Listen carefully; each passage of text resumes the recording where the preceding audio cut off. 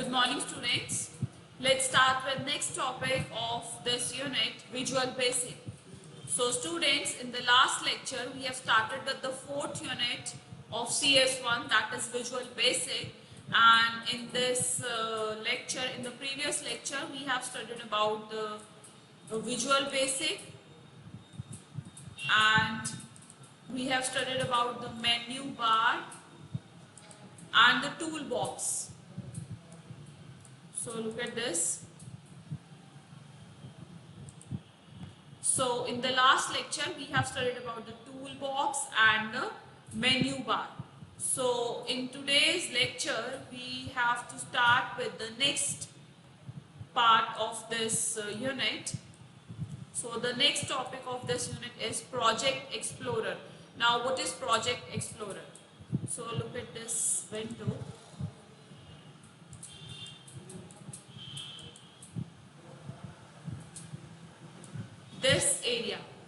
This area is known as Project Explorer. So in the last video I have already explained you that Project Explorer gives you information regarding your project, regarding the forms and how many forms you have created. So in today's lecture I'm going to start with the topic Project Explorer. So this is Project Explorer, docked on the right side of the screen just under the toolbar. So this is the snapshot of project area. The Project Explorer, as shown in figure, serves as a quick reference to various elements of a project.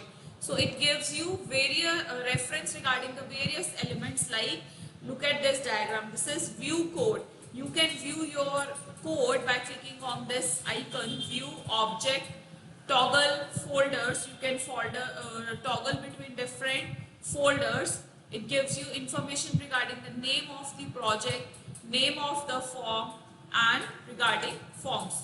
So this is how the Project Explorer gives you information regarding your project. So I hope students it is clear to you. This is Project Explorer window area. This is Project Explorer area. It gives you information regarding your project and form. Now next we have to start with this property window.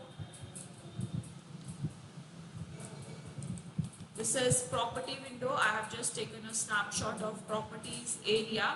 So the property window is docked under the Project Explorer window. So it exposes the various characteristics of selected object.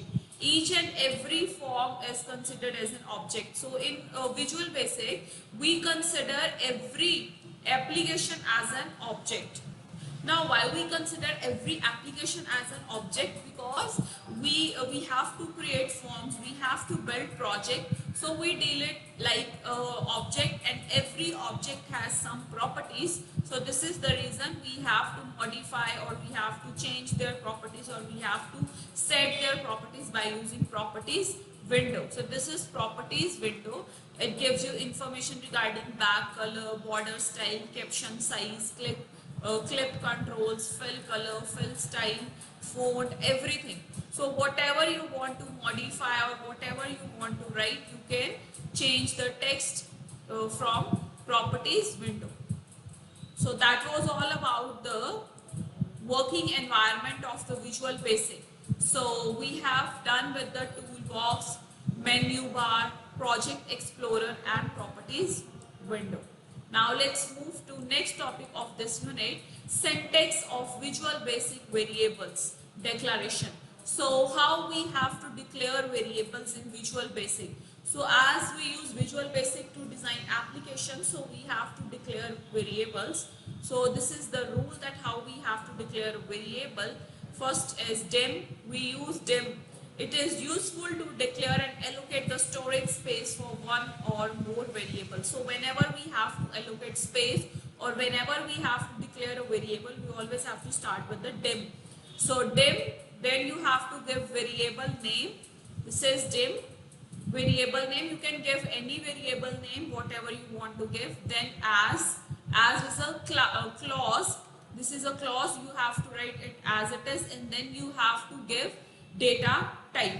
So this is the syntax that how you have to declare a variable in VB. Next, this is one more example. This is another way that how we can declare a variable. Dem variable name as data type is equals to value. In the second example, we are assigning some value to a variable. It means we are initializing a variable.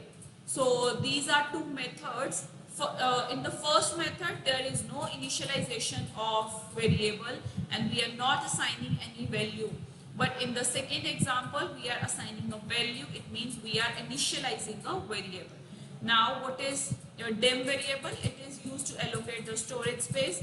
Variable name is a variable name. You can give any variable name according to your choice. Variable name basically holds the value. Now as is, this is a clause, you have to write as it is. Data type depends upon the what is the category of the data or what is the type of the data that you want to enter. So you have to mention the data type like integer, float, char, whatever you want to take value.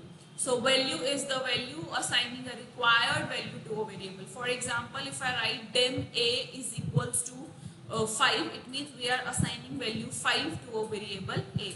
So I have also taken an example, dem id as integer. So this is simple declaration according to your first way. Dem is a variable, id is the name of the variable as integer. Integer is the data type. So we have declared a variable id whose data type is integer. Second example is dem name as string is equals to Suresh Das. So according to this, the meaning of this is we have initialized a string. It means in this the data type is string and the name of variable is name, and we have assigned the value. It means we have initialized a string. So according to second example, we have initialized a string with name whose name is name and we have assigned a value Suresh Das. We always write string in double quotes, that's why I have written this in double quotes. Third example is dem percentage as double is equals to 10.23. Again in third example we have assigned a value 10.23 to a variable percentage whose data type is double. So according to third example, percentage is a variable whose data type is double and we have assigned the value 10.23 to a variable percentage. So this is how you have to declare variables in Visual Basic. Now next is rules for naming variables in Visual Basic. So whenever you have to give some names to the variable, you have to follow these rules. So some of the rules are every variable name must be unique with scope, must begin with the letter or underscore character. So there are only two things. You can always start your variable with the letter or underscore character only. It may not contain embedded spaces or many special characteristics like hash, dollar sign, ampersand, multiplication symbol. So you cannot make use of these symbols while declaring or while providing a name to a variable. So underscore is a valid character. You can make use of underscore. May not be a reserved word. You cannot make use of any reserved word to use as a variable name. For example, you have studied so many reserved words in C++ and some of the reserved words of VB are like for, while. So you cannot make use of these words as a variable names because it creates inconsistency or it will generate an error because it confuses the compiler. So you cannot make use of any reserved word as a variable name. So these are the rules. Next is types of variables. What are the categories of variables that you can take? So look at this example as I have discussed this example when I have explained you declaration of variables, integer, string, double. So these are the types, that what are the categories, what types of values we can assign to a variable. So we have to study types of variables. So in the types we have boolean variables, char variables, byte variables, date variable. Now why we use these and where we have to use these variables? Boolean variable is a type that holds value of true or false. When you want or when you want to take a value in the form of true and false, you can make use of boolean variable. Char variable is used to hold a single character value like A, B, C. Next is byte. If you want to create or if you want to take combination of characters, then you have to take string data type. You cannot make use of char at that time. Byte variable holds a positive number in the range of 0 to 255. Date variable, we use this category that holds date and time value, and dates are declared in the format of month, day and year. Next category is integer variable. Integer is used to hold only integer value like 1, 2, 4, 124, 483, -2. So these all are integer values. Decimal values, decimal variables are used to hold decimal values like 2.4, 2.9. Double variable is also used to hold decimal values but with long size. So that is the difference between decimal and double variable. Next is object variable. Object variable is a catch-all variable which can be used to store a value of any data type. Last category is string variable. String is combination of characters. If you want to give some name or a combination of characters, you have to make use of string data type. So again, I'm switching to this slide because this is example of different categories of data types like integer, string and double. So this is a string which is combination of characters, and this is double. I hope it is clear to you. We have already studied data types in C++. Every language has different data types and different keywords, but the concept is same. Next is constant. What is constant? So constant, as the name of this term is constant, it means fixed. So when we want to make some variables or whose values remain fixed throughout the program, we can make those variables as constant. So constant is a meaningful name that takes the place of a number or a string that does not change. So if we declare any variable as a constant, we cannot change the value of that variable. That is constant. So constant stores value which remains constant throughout the execution of the application or throughout the program. So that is constant. Next topic is array. Now what is array? We have already studied array in C++. Array is used to store homogeneous data.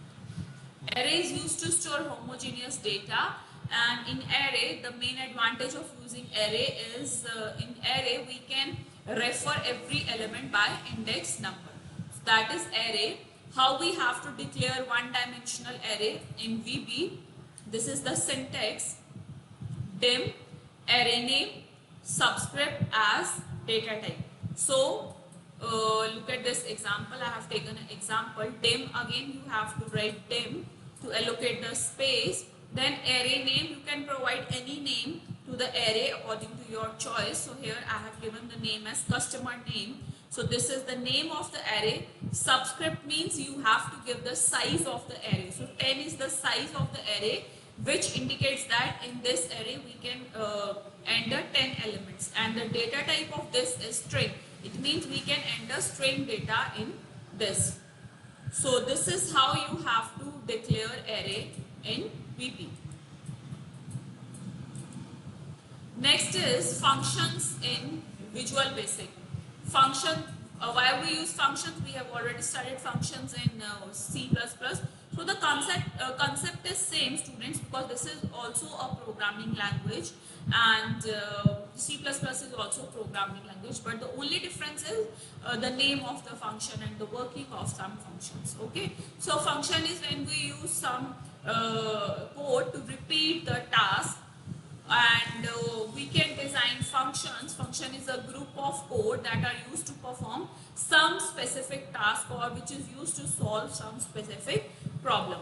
So that is function. So after the execution of a function, the control transfers to the main method of the for further execution, and function always returns a value. So for example, I have taken example of date function. So this is date function. This function will return the current date. So that is function. Next is built-in function. Some built-in functions are available in VB. Built-in functions means which are already built in. We can use it just with their name. So absolute function, date function, sine, cos, time, these all are the built-in functions of VB. So as I have told you that if we write date function, this function will return the current date. So these all are the built-in functions. Next topic of this unit is control flow statements. Control flow statements means how we can make use of these statements when we have to write different conditions. So again, these are control flow statements are same like C++, but the only difference is there are in this VB we have these three control flow statements: if then, else, and select case. If is used when we have to write only single condition. If then, else is used when we can write two conditions, one in the if part and one in the else part. And select case is used to write multiple conditions and we can make multiple cases. So that was all about control flow statements. Next is looping statements. Looping statements are used to repeat the task. So in VB there are three looping statements: do, for, while. Do loop, for next, while when. So these three are looping statements of Visual Basic. Next is exit statement. Exit statement exits a loop and transfer the control to the end of the loop. We make use of exit statement to end the loop. Now, the last topic of this unit is event-driven programming. Now, what is event-driven programming and why VB is known as event-driven programming? Event-driven programming means when we click on some button or something, the event will occur or the event happens. Let's talk about some real-life example. The real-life example of event-driven programming is when you access any online website like Amazon website.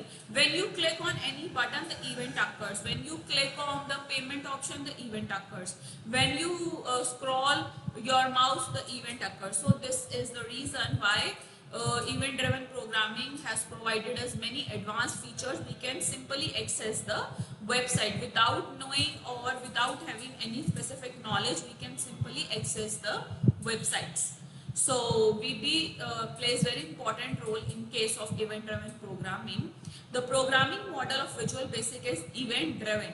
So as the user interacts with the controls on your form, some code is executed in response to the user action. So the user action means the events which are caused by the user. So each control recognizes its own set of events and handle them through subroutines. So these are events. So some of the examples, like when we click on a button, enter some text in a text box, or clicking on a menu item, these all are the examples of events. These are some of the mouse events: mouse down, mouse enter, mouse leave, mouse move, mouse up, mouse V. So the event occur when we do these things. It depends upon the backend of the website that whatever or what type of event they have applied. So mouse down event occurs when we press the mouse button. Mouse enter occurs when we enter a mouse pointer. So these all are the mouse events. So with this, students, we have finished this unit. In this unit we have studied in today's lecture we have studied Project Explorer, properties window, syntax of Visual Basic variable declaration, that is how you have to declare a variable. This is the example. Rules for naming variables in Visual Basic, how we have to provide name. Types of variable, these are the different categories of variables. Constant, what is constant? Array, how we can declare an array in VB. Next is functions in VB. Some examples of built-in functions in VB. Control flow statements, whenever you have condition you can make use of these statements. Looping statements, exit statement, and event-driven programming. So with this, students, we have finished this unit number 4, Visual Basic. And with this we have also finished with the complete syllabus of CS1. So we have completed 5 units of CS1. In your syllabus in CS1 you have total 5 units, and we have done with total 5 units. So that's all for today.